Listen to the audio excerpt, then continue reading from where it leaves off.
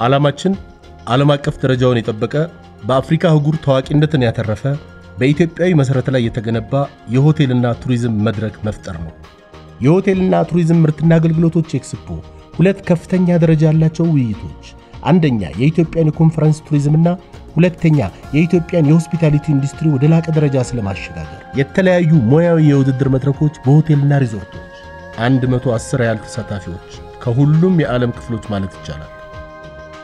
ዓለም ሁሉ ወደ ኢትዮጵያ ይመጣል። የሆቴል ሪዘርቬሽን ሰጪ ድርጅቶችና በስራ ላይ ያሉ ሆቴሎች በስፋት የሚተዋወቁበት፣ አዲስ ሆቴል ለሚገነቡ የኮንስትራክሽንና ዘርፈ ብዙ የምክር አገልግሎት የሚያገኙበት፣ ዲፕሎማቶችን ጨምሮ ከ25000 በላይ ጎብኚዎች የሚጠበቁበት ይህ የ4 ቀናት ኤክስፖ ማይስ የምስራቅ አፍሪካ ፎረምና ኤክስፖ መጀመርን በይፋ የምናበስርበት መሆኑ ልዩ ያደርገዋል።